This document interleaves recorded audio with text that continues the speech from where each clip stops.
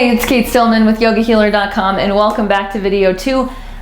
Just FYI, if you missed video 1, you might want to go back. This whole series is how to thrive for yourself, for your family, for your community, and for those of you who are pro healers, how to up your skills and start to think more from a really baseline Ayurvedic and yogic perspective so that you can diagnose faster, so that you can prevent things faster. And so if you missed video 1, go back and you're going to get a map of how energy works and how people go out of balance and how to actually use a really simple chart to see where things are at and to identify the basic things to do to move towards balance. Simple as that. What we're going to go on to now in video 2 is my Ayurvedic Healer Manifesto. This is something that I have personally developed because I've just found that in the greater way of starting to understand how to thrive personally on the physical, mental, emotional, relational, intuitional, and cosmic level, right? And then how to actually connect and co-lead or collectively lead, how to up-level and collectively bring us and who we're caring about and our planet and the cosmos up level in evolution, right? What does that actually start to look like? How does that go down? So that's what we're going to dive into, is what's my manifesto for sort of checking, and it's a checklist as well, for being able to actually like check the boxes off as to whether we're in harmony in this area or whether we're either totally unconscious or blocked or just needs improvement, needs a little work on this. Okay, so here we have it. We have the Ayurvedic Healer Manifesto checklist, right? So it's both a manifesto and it's a checklist. I couldn't decide what to call it, so it kind of had to be both, manifesto and it's a checklist. And the way that I look at it is know thy, like know thyself. We often hear that, but even before know thyself, there's quite a few things that come up on this list, and this is where the manifesto part comes in. So the first thing is we want to know thy cosmos. We want to know how this planet works. We want to understand how our ecosystem works. So before we even jump into like personal wellness, we want to actually have a much broader understanding of what's happening, how the cosmos works, how our planet rhythms work, and how our ecosystem works, how this functions. We are part of something larger, in case you didn't get that memo, right? Like the world does not center around you. You are under so much influence of what's going on out there. Do you know how it works out there? And so in Ayurveda, we have a very specific theory for understanding the cosmos energetically. We understand how the planet works energetically, both with the sun cycles and the moon cycles, and just the natural cycles that ecosystems have been under for literally, 13.7 billion years as the cosmos started to form and come into, and then we have planet Earth coming much more recently on that historical spectrum, and then we have the ecosystems arriving, plant life, mammal life, etc. So this is the first way we want to see, like, are we plugged into this? The most basic way to know if you're plugged into this is if you're on a simple diurnal cycle as opposed to a nocturnal cycle. So the second part is like basically know thy species. Now as a species, we are Homo sapiens, right? We're primates. We're super smart primates.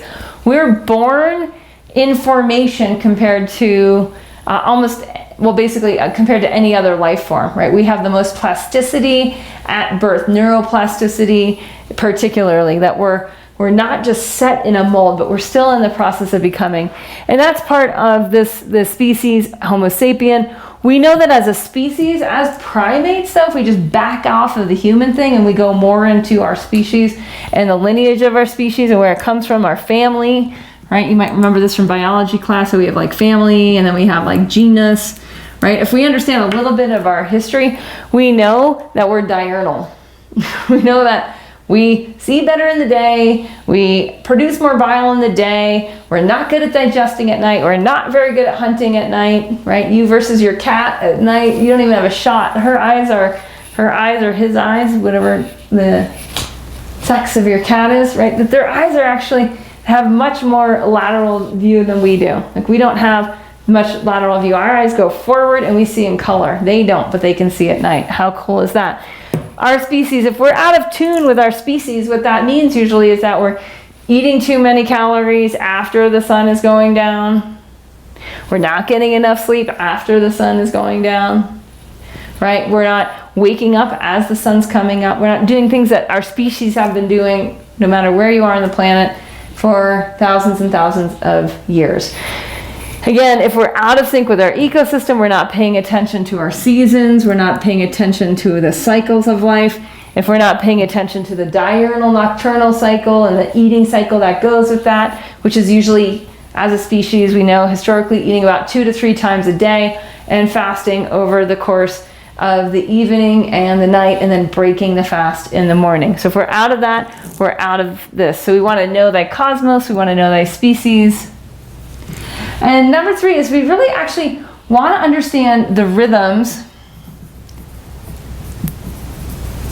of how our species works with the seasons and the guna. So this bumps down, this ecosystem goes into how this works seasonally.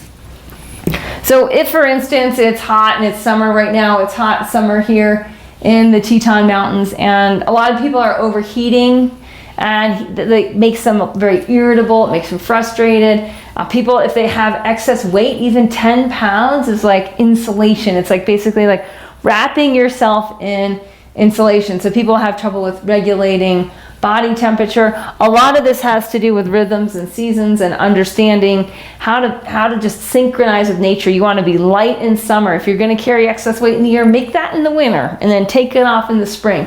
This really basic way of living and attuning seasonally. In the summer, we want to have a lighter diet that basically keeps heat out of the digestive tract. In the winter, we want to warm up. We want to have heat in the center core of our digestive tract. We want to eat foods that are heavier and more heating. In summer, lighter and more cooling. Very, very simple. If we don't know that, we're going to run into trouble with rhythm and with seasons. All right, so the next one, number 4, is we want to know, again, know thy rhythms, know thy ancestors, right? Know your people, know your peeps.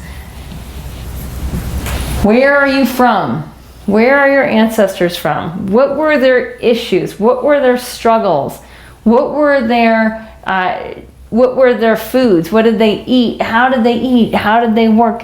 The more we actually have an understanding of the past 7 generations, or however far you can go back in your own awareness or in your family history, or in your cultural history, right? Not just where, say, your individual family members came from, but just as a tribe, right? If you look into your tribal history, what you might find is quite a lot of information that influences how you are. We know certain diseases move genetically through people. Now we have a lot more knowledge about epigenetics and how we can influence genetics, but that doesn't discount that there are tendencies that have moved through our tribes over time. So we want to understand who our ancestors were, what their struggles were, what their lives were like, what their cuisine was like, what their daily patterns was like, because all of that influences our physiology as well.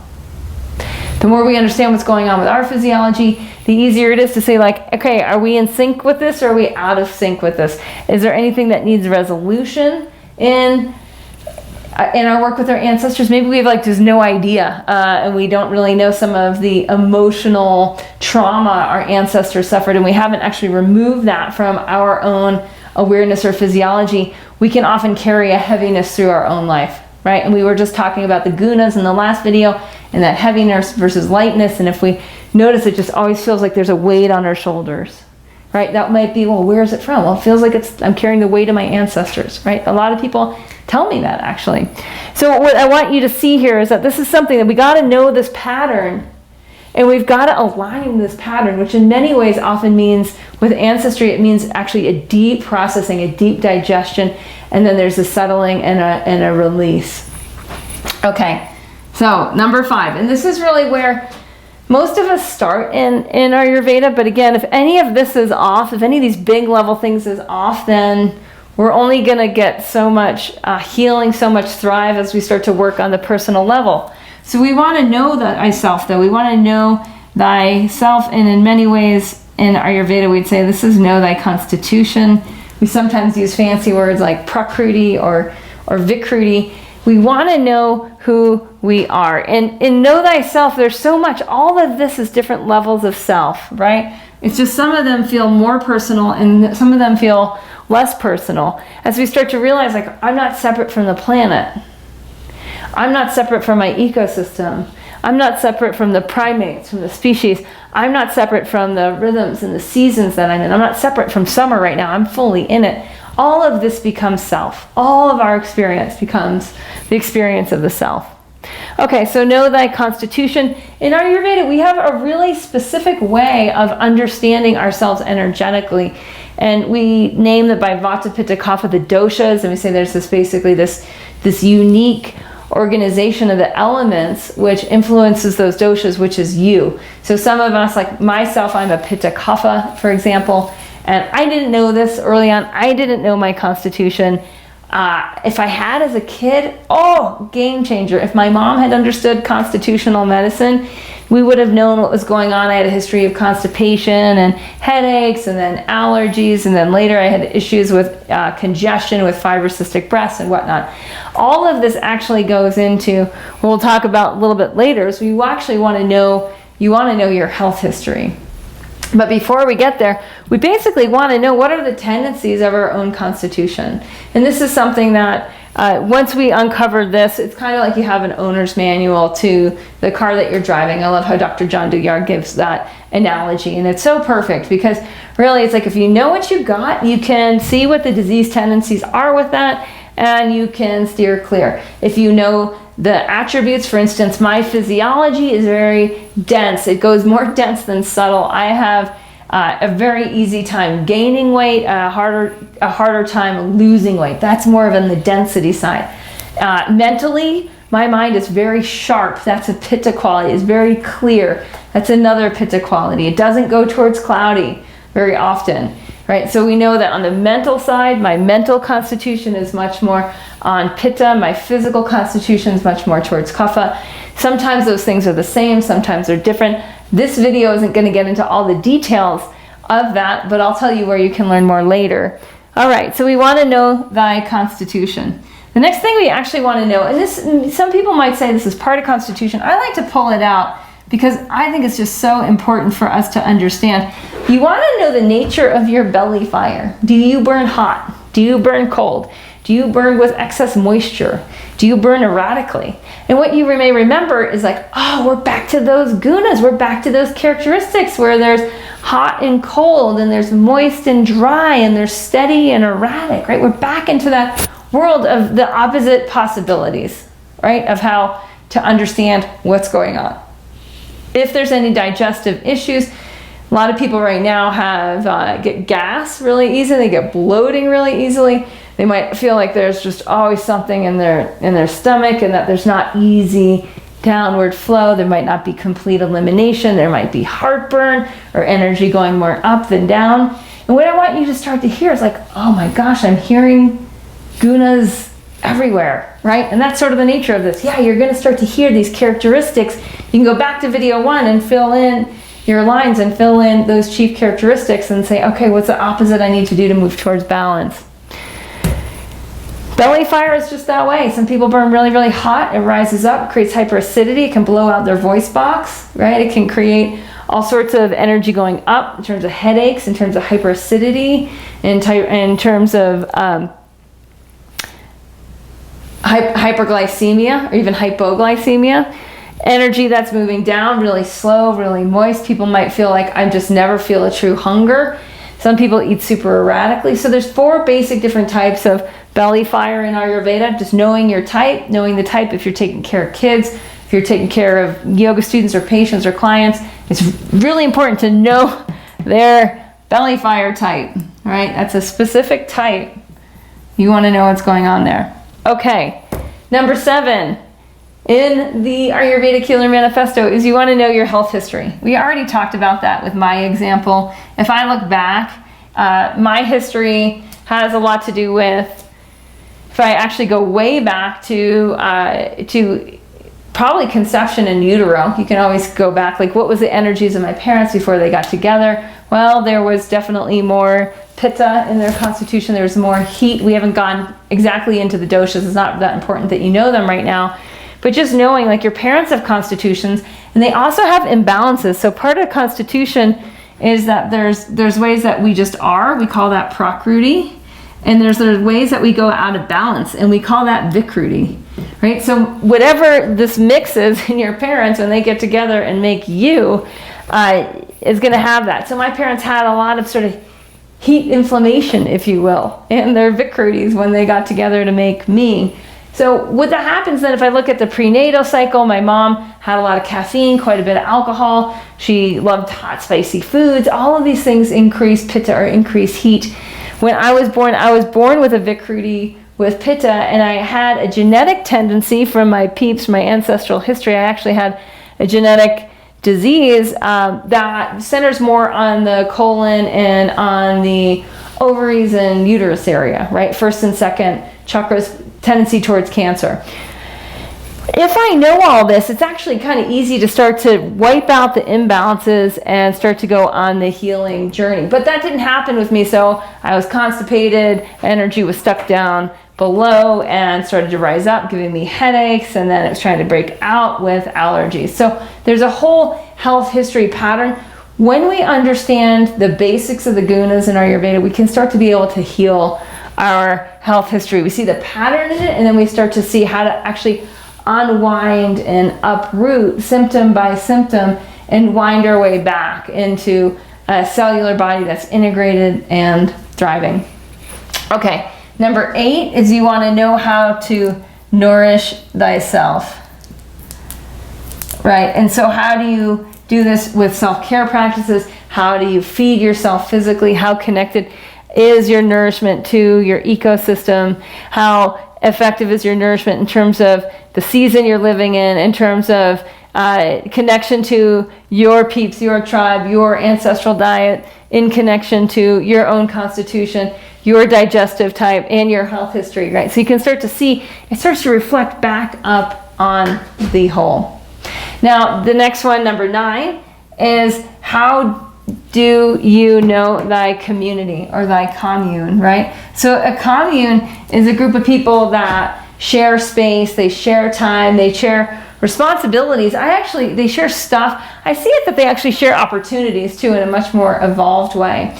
So what we have here is a way to know what's happening now. And you might see like, oh, that's kind of connected to the ancestor level. It is, but it's actually in the present and it's going into the future. This is looking into the past. So how do we start to see like what's going on in our commune, in our community? So if our family is tending to have issues with like being really rushed, or eating on the fly, or snacking throughout the day, or maybe everyone in the family is carrying just a little extra roll around the middle, right? What we can see is like, oh wow, there's issues that are happening collectively, and these are also then opportunities, right? These are opportunities that are collectively presenting themselves. So as an Ayurvedic healer, right, we want to see like what's going on these levels, and then going back to the first video with the checklist, right, what's happening there? What's happening too in terms of the physical body diagram? Where's the energy going? Is it going expanding and contracting? Is it going up and down? Is it balanced in all directions? Is there dynamic growth? All right, and so this is the first 9, and the number 10 is huge, and number 10 on your checklist to thrive is how to up-level. So you want to know how to up-level thyself. How to up-level thyself. How do you raise your own bar? How do you do this personally? And then as you become more involved, you will naturally start to do this collectively, because what we start to get here, if nothing else, what we can start to get is that we are super connected. We are super interconnected. Our thrive is not separate from how our cosmos is organized, how our planet came about, how our ecosystem has evolved over time. Our thrive is not separate from our species and living in sync with our species. Our thrive is not separate from what's going on seasonally and climatically around us. Our thrive is not separate from our ancestral history. It's not separate from our own constitution. We have to understand what our constitution is and how we go out of balance. We got to understand what is our digestive type, so that we can simply optimize the process of bringing the outer ecosystem into our inner ecosystem, and our inner ecosystem into the outer ecosystem. How we thrive is not separate from our health history. We need to take into account the patterns as they've evolved. We are not separate from how we're going to nourish ourselves on all levels, physically, in our bathrooms, in our kitchens, in our day-to-day life, in our habits, in our schedule. We want to experience really, really deep nourishment, because when we do, we naturally have ease, we have flow, and we start to thrive, right? So then how do we know that community? How do we connect with who we're with and where we're trying to go together? Because if we're not in sync with that, we're actually going to experience a lot of limitation. For many people, this is further down the line. This is a much more evolved place to be, where you're actually trying to evolve your family or your tribe, your community. For those of you who are serving others, how are you seeing how to bring together community and up level together, right? And that's what this is all about. So here's your checklist. What you want to do now is really see, like, which of these are just massive black holes? Like, which of these do you not know how to do? And the reason I bring that up is the Living Ayurveda course, which is coming soon. This is what we do, is we start to understand all of these things inside out. So if you're thinking like, wow, I would like to be walked through this on a more personal basis, you can go ahead and get on the early bird list for that. Just click below and you'll be brought through to apply and to talk to somebody about it. This is the basis, though. It's like, if we understand all of this, we thrive. And we don't just thrive personally, but we start to thrive in terms of our family. We start to thrive in terms of our tribe. We actually start to be a collective leader. And when that happens, you experience just a lot of what we might say is dharma, just a lot of connection to purpose. We start to experience that, wow, we are uplifting others. We are a massive part of the solution.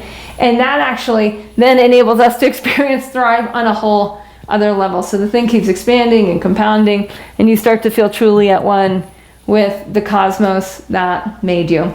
All right, so video 3, what you're going to see next is case studies. And I'm going to show you both in terms of what we looked at before, in terms of how you and the Shakti work with the body and the arrows, and then I'm going to show you in terms of the gunas, what's going on there, in terms of a few case studies, and how both we're going to look at someone with personal healing issues. We're going to look at someone with who's a family healer, one of their children, and then we're going to look on the professional track how a yoga teacher is using this with her community.